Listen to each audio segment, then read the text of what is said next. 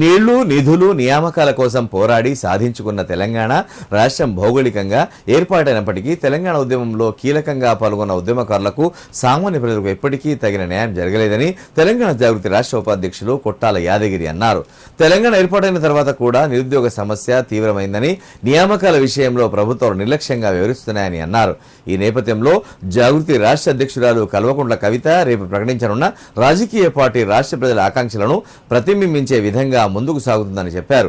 ఈ పార్టీ ద్వారా ప్రజల సమస్యలపై నిరంతరం పోరాటం కొనసాగుతుందని తెలిపారు. జాగృతి రాజకీయ పార్టీ ఆవిర్భావం నేపథ్యంలో సిరిసిల్ల నుంచి యువకులు చేపట్టిన పాదయాత్రకు సంఘీభావంగా సిద్దిపేట జిల్లా గజ్వెల్ పట్టణంలో రాష్ట్ర ఉపాధ్యక్షులు కొట్టాల యాదగిరి పాల్గొన్నారు.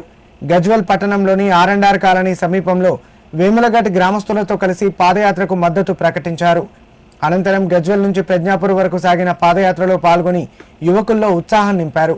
ఈ సందర్భంగా యాదగిరి మాట్లాడుతూ తెలంగాణ సాధన ఉద్యమంలో ఎంతో మంది విద్యార్థులు, నిరుద్యోగులు, ఉద్యోగులు, రైతులు, కార్మికులు త్యాగాలు చేశారని గుర్తు చేశారు. కానీ రాష్ట్రం ఏర్పడిన తర్వాత ప్రజలకు అందాల్సిన ఫలాలు పూర్తి స్థాయిలో అందలేదని విమర్శించారు. ముఖ్యంగా నీటి ప్రాజెక్టులు, ఉద్యోగ నియామకాలు, అభివృద్ధి పనులు ఆశించిన స్థాయిలో అమలు కాలేదన్నారు. అలాగే ఉద్యమ సమయంలో ప్రాణత్యాగాలు చేసిన వారి కుటుంబాలకు, ఉద్యమంలో పాల్గొన్న నిరుద్యోగ యువతకు ఇప్పటికీ సరైన అవకాశాలు కల్పించలేదని ఆవేదన వ్యక్తం చేశారు. జాగృతి రాష్ట్ర అధ్యక్షురాలు కల్వకుంట్ల కవిత రేపు ప్రకటించనున్న నేపథ్యంలో పార్టీ ఆవిర్భావ కార్యక్రమానికి గజ్వెల్ నియోజకవర్గం నుంచి యువకులు, నిరుద్యోగులు, ఉద్యమకారులు, ప్రజలు పెద్ద సంఖ్యలో తరలి రావాలని ఆయన పిలుపునిచ్చారు.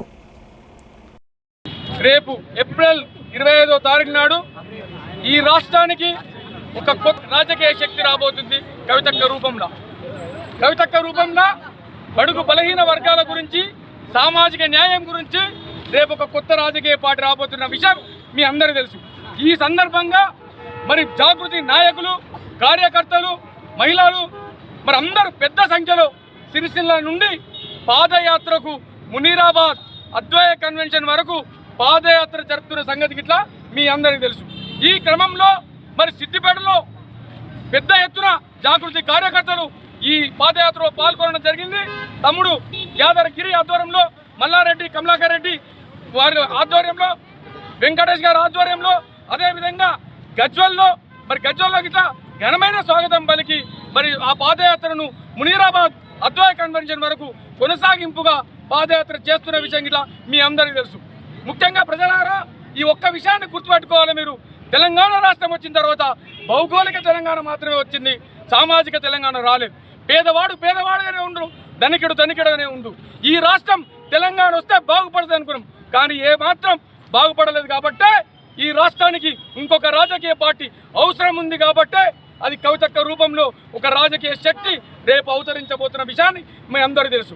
ఈ సందర్భంగా మహిళల గురించి, బడుగు బలహీన వర్గాల గురించి, రాజకీయ శక్తిగా సామాజిక న్యాయం గురించి వస్తున్నటువంటి తెలంగాణ జాగృతి అధ్యక్షురాలు కవితక్క గారి ఆధ్వర్యంలో వస్తున్నటువంటి పార్టీని అందరూ ఆశీర్వదించాల్సిన అవసరం ఎంతైనా ఉందని చెప్పేసి ఈ సందర్భంగా తెలియజేసుకుంటూ రేపు 25వ తారీఖు నాడు జరగబోతున్నటువంటి అద్వైత కన్వెన్షన్ మునీరాబాద్లో జరగబోతున్నటువంటి సమావేశానికి పెద్ద ఎత్తులో మీ అందరూ తరలి రావాల్సిందిగా కోరుకుంటూ